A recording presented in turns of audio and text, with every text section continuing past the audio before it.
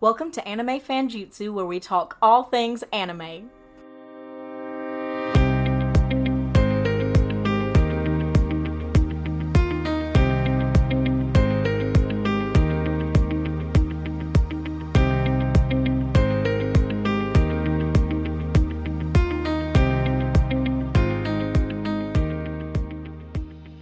We are back, and today we have the whole crew. We have Becky, Christian, and Julian. We have some fun things planned, and we're going to start with our top 5 Attack on Titan characters. So who wants to hit me with their number 5? Oh, we're starting with number 5?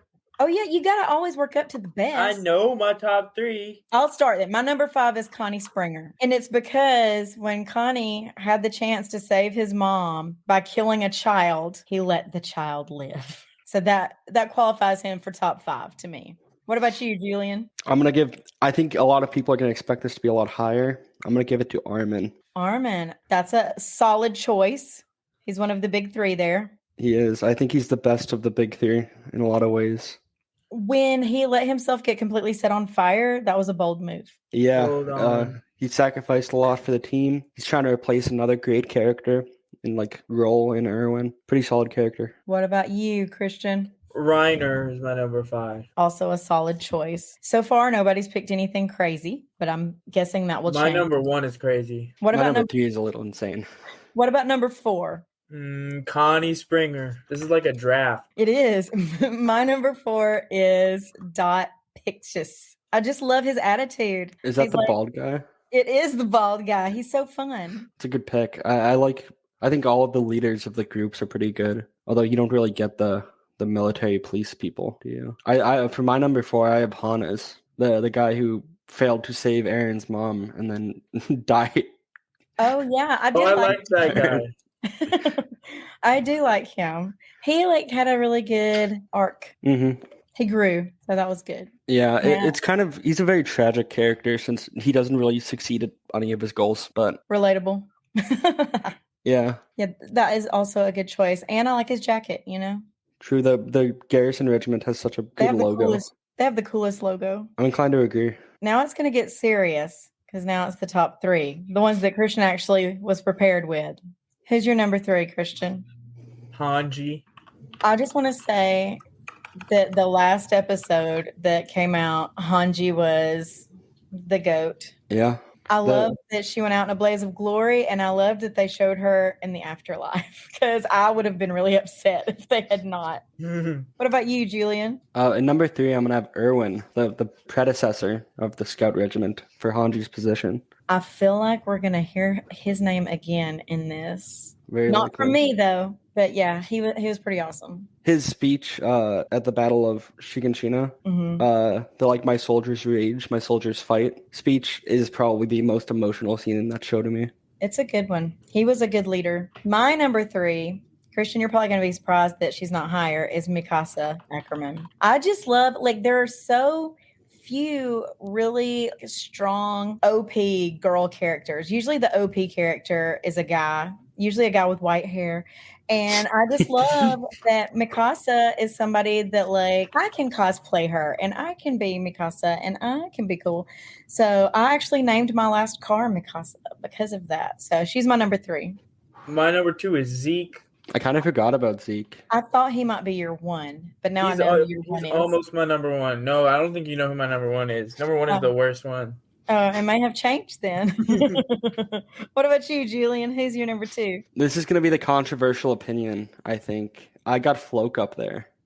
No. I like Floke's arc is so good. From being a guy who really hates Eren and being, kind of not willingly in the dangerous place, but having to be kind of forced into it. And then realizing that he's going to die, experiencing survivor's guilt, blaming Eren again, and then ultimately kind of following that same path that Eren felt, where he feels the genocide for everyone besides, well, that spoiler, but the whole events of season 4 are necessary. He's a terrible person.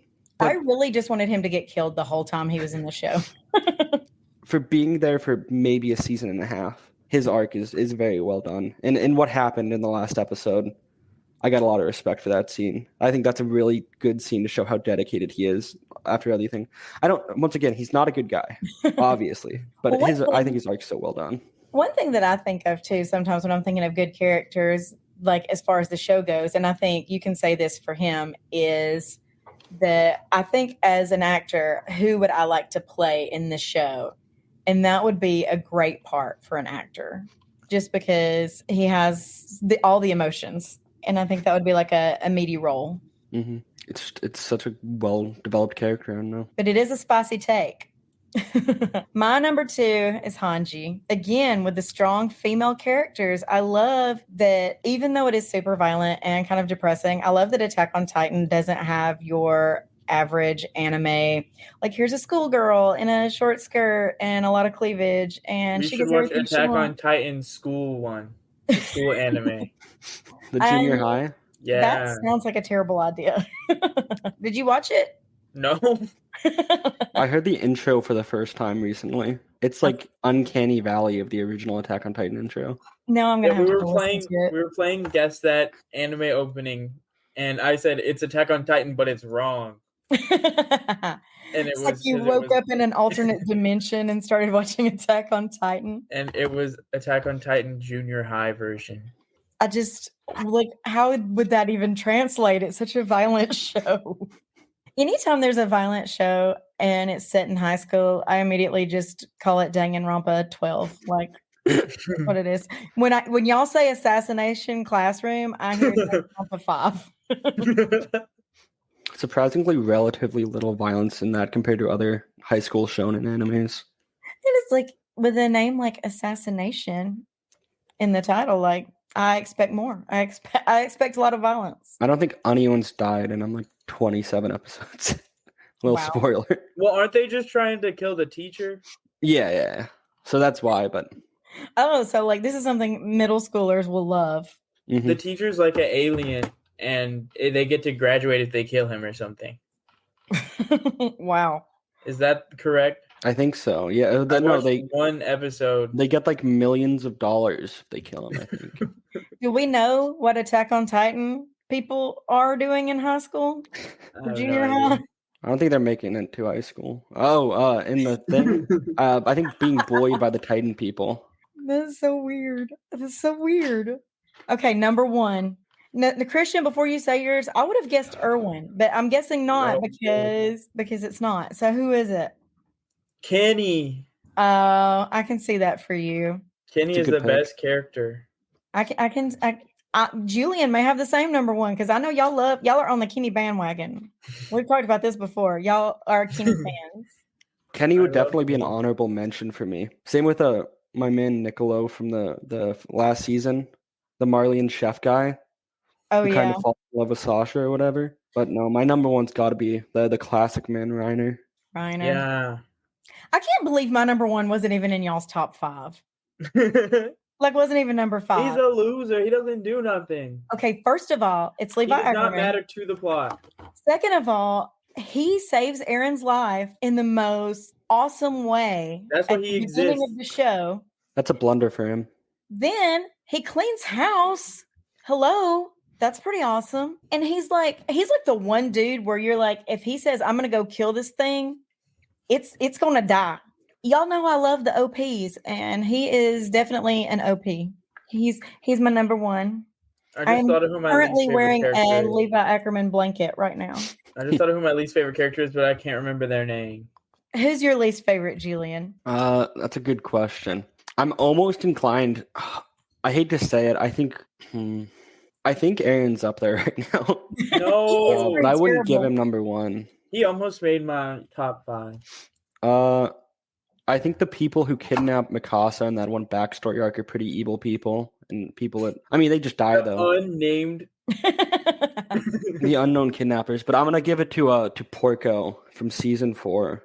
That man does nothing. He's not important. He's the least important of the warriors. He kind of just stands there. Oh, it's the Jaw Titan. The Jaw Titan. His design's sick though. I'll give him that. The Jaw Titan. His Jaw Titan. Insane. Good design. Like, at least he looks cool. But for someone who feels like they should be a main character, he's a Titan shifter, he has all of this stuff. He's just not. That's reminded me I might have a different least favorite one. My least favorite is Julian's second most favorite. Who? And it is Flock Forster. He is Oh, okay, that's a good one. he's my least favorite because I, from the minute he's introduced, want him to get shot. Flock's That's the probably thing, number though. 2. You're supposed to. He's Sure, always Flock's on. number 3. He's always against the people you want to win. Yes, they do a really good job of writing him in a way that makes you hate him. Yeah, Isayama, he wrote a terrible character, but he wrote that terrible character perfectly. That's why I got to respect it. Okay, Christian, who's your least favorite? So I was between a couple of them, but I think it's Peak. Yeah. Her Titan is ugly. So She doesn't ugly. do anything. Her hair always looks greasy. At least her like little story with the people that are inside of her tank are like kind of cool. That's like I almost said Yelena. Oh my! Like anytime they show Yelena and she's not talking, I think it's Armin. Literally every time, I'm like, "Is that Armin?" No, okay, that's a lady. Okay. Speaking It of was between Armin, Yelena and Peak. Armin and his almost love story, so sad. I have a question. Uh-oh. Attack on Titan is obviously very violent, very dark. If you knew of a family with small children that wanted to start watching anime, what would your suggestion be? One Piece. One Piece is a good one. I'm gonna need a moment to think on this. I'm going with Spy Family. It is so wholesome. Or Pokemon. And obviously Studio Ghibli, but it's like movies, not TV shows. But I love that Spy Family is super wholesome. I don't even think there's any cursing in it. A little bit of violence, but I don't even think there's any cursing. There's not many like even My Hero has Mineta and Naruto has Jiraiya. I don't think there's hardly any inappropriateness in Spy Family. I think One Piece is a decent pick. If you put your kids on One Piece when they're kids, then by the time they graduate high school, they'll be done. You need to get your kid into like Blue Lock early. No. You gotta get him into sports anime so that he or she or anyone gets really into like playing soccer.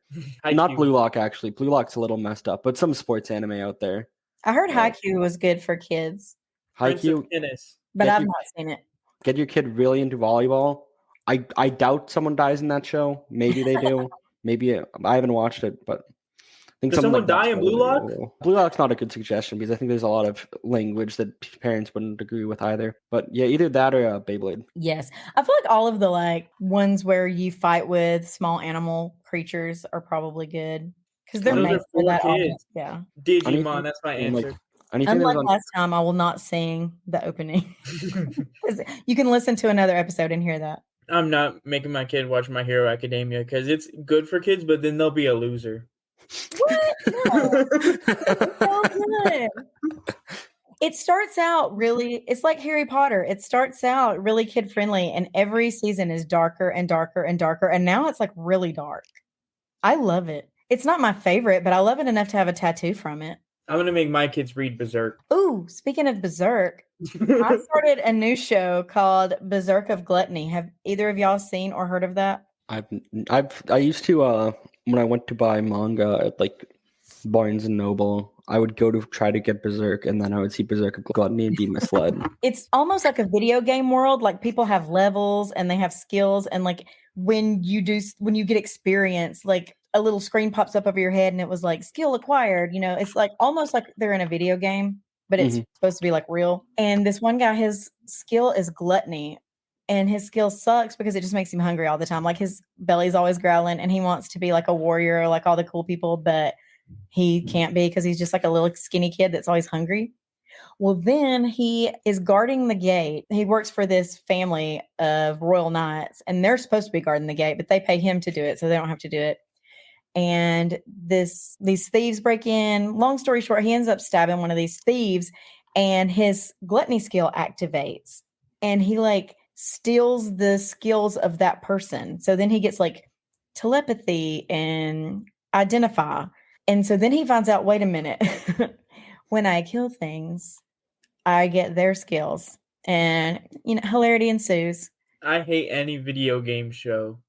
That's my least favorite part of it. I like the idea of like his little quirk or whatever.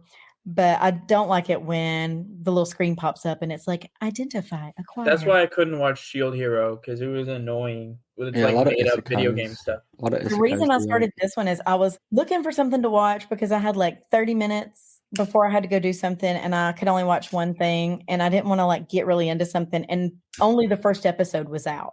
And I was like, okay, I'm gonna start this at the beginning. And so the first episode is out and I have watched it and I will probably watch the second and we'll see how it goes. Make sure you subscribe to the podcast wherever you get your podcasts and be sure to follow Anime Fanjutsu on Instagram. We are at Anime Fanjutsu.